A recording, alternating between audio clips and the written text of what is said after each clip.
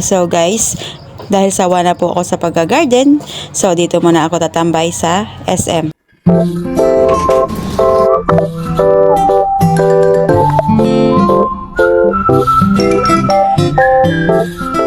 Yes, hello mga kainday. Good morning. Ayan, isang magandang araw po para sa ating lahat, mga person. So, ito guys, ipiplex ko lang po sa inyo, di ba ga?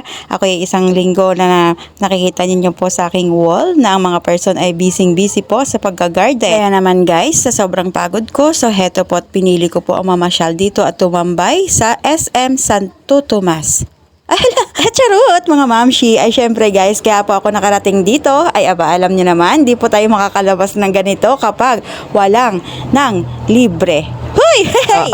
Akala nyo po ha? Ay, hindi po yan afford yung Inday Miles. Ay, feeling social lang po yan. Yung ilonggang ina. Ay, hindi po yan makalabas na yun. So, ito po guys. Ay, napakagandang experience po ngayong araw guys. Dahil, ito po. At isinama nga po ako dito. At hindi ko po yan ine-expect. Eh, talaga naman.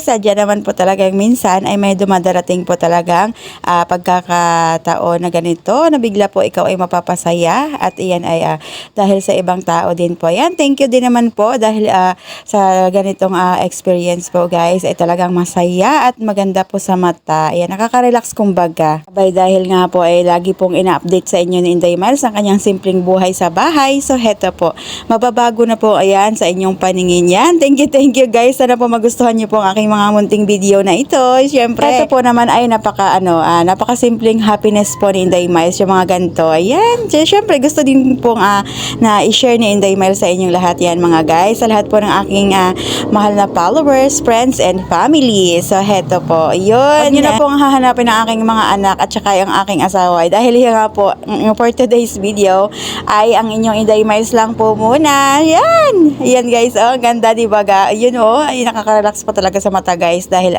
sobrang medyo napagod-pagod din naman po inyong Inday Miles for 2 weeks. Ayan. For the go! So guys, sa mga susunod na panahon, ay baka kami mag-anak dito ay maapunta. Ayun sa tuwang-tuwa po dito ako guys. Siguro po ay sa isip ko lagi wala bang ako naglalakad dito. Ay ba mga anak ko dito ay tuwang-tuwa din po siguro pag nakita nila itong napakagandang itong SM na ito ng Santo Tomas. Ayan. Marahil nga po sa iba guys, sa mga family na nandito po parati ay hindi na po bago sa kanilang paningin ito.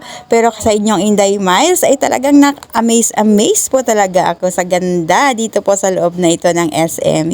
Hindi naman po ako talaga sadyang nagpaplano. Minsan po kapag pagkakataon din naman ay pinupuslit-puslit ko din naman po ang kanilang gala mode. So dito mga anak, huwag yung mag-alala, someday isang araw ay alam ko kumanta ay dadalhin ko po kayo dito. Ayan, napakaganda. Hindi naman si mama lang ang makakita nito.